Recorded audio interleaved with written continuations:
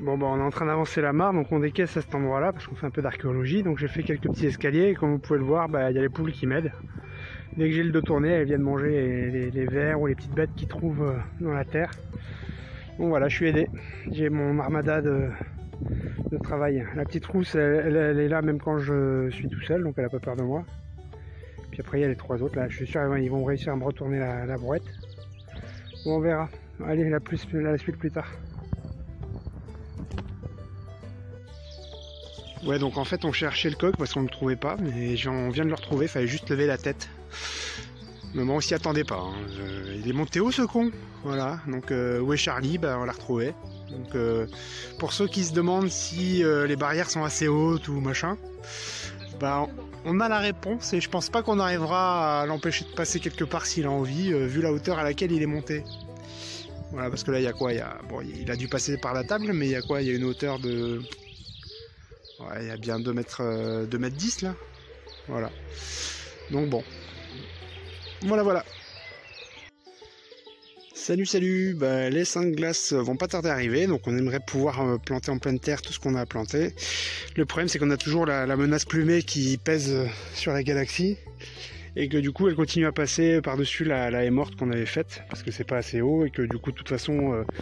Charlie étant monté là-haut, ça sert à rien de s'acharner.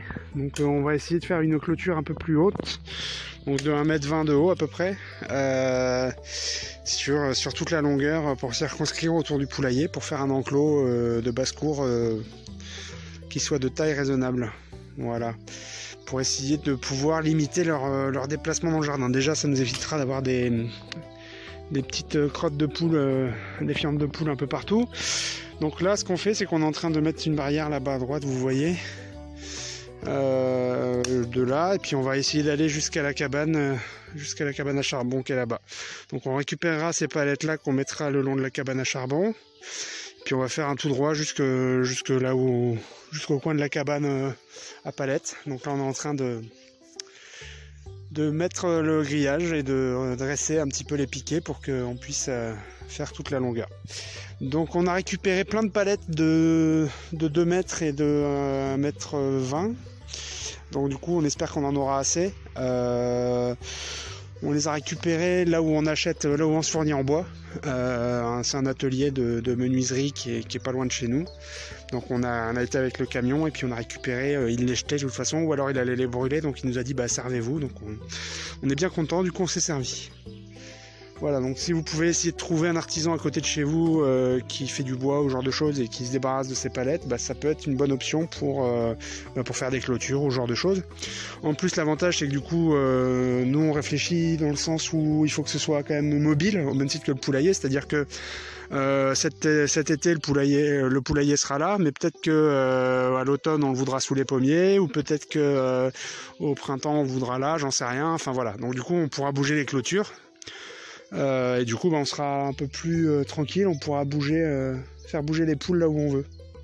Voilà. Allez, la suite plus tard. Ok, je crois que c'est officiel, il se fout de ma gueule. Regarde-les. Regarde-le. On est en train de faire sa clôture pour pas qu'il passe par-dessus, regarde où il est.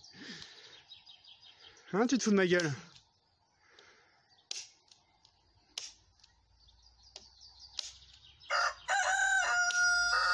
Je crois que ça veut dire oui. Ok, ben nous voilà 20 minutes plus tard. Donc on a posé toutes les palettes tout le long là. Bon, ça fait un petit peu ranch, c'est ambiance. Enfin, c'est du poulailler de luxe quand même. Hein. Voilà. Bon voilà, jusqu'à la cabane à palettes là-bas. On a mis une petite porte que j'ai pas encore fixée avec ma technique la célèbre technique, je dirais même de la tringle à rideau. Mais pour l'instant, voilà, on peut passer par là-bas. Et puis on a fait une autre petite porte par là-bas au fond. Donc voilà, donc là on va toutes les attacher les unes avec les autres. Là, ça tient. Pour l'instant, ça fait 20 minutes qu'elles sont dedans et personne s'est sauvé pour le moment. Donc pourvu que ça dure. Allez, chouchou. Donc le ranch à poules une semaine après, pour donner un petit retour d'expérience. Bah ça se passe plutôt bien. Les poules sortent mais pas trop. C'est-à-dire que Charlie monte sur la clôture pour chanter dès qu'il a envie, mais du coup il redescend du bon côté, du côté où il y a les poulettes, donc du coup voilà, il est posé tranquillement. Elles ont pris possession des lilas qui sont derrière pour se poser à l'ombre et se rouler dans la terre. Donc là elles ont mis à jour pas mal de caillasses, donc il va falloir que j'en enlève, histoire qu'elles puissent se rouler un peu plus proprement et un peu plus confortablement. Donc voilà, donc le ranch à poules. Il y a eu pas mal de vent cette semaine, donc ce que j'ai fait, c'est que j'ai attaché le ranch à poules jusqu'au garage à 2 endroits parce que ça avait tendance à partir vers l'avant. Donc du coup, par sécurité, je les ai attachés pour pas que ça se casse la figure, mais là du coup, c'est plus utile, donc je ferai que je l'enlève. Mais en attendant, je l'ai gardé parce que ça me fait faire mon sport. Je suis obligé de passer par-dessus ou par en dessous, ça dépend. Donc voilà. Donc comme je disais, elles sont en train de se reposer sous les lilas tranquillement. Et de temps en temps, y en a un qui sort, ou une qui sort, qui arrive à se faufiler, je sais pas trop où. Alors généralement c'est par-dessus. Hein. Donc je me tâte à leur faire peut-être un petit retour, genre prison, avec peut-être pas avec des barbelés non plus, mais avec un petit grillage ou un filet ou quelque chose comme ça. Mais je sais pas trop comment les fixer en biais là-dessus, pour un petit retour, pour pas qu'elles puissent monter par-dessus.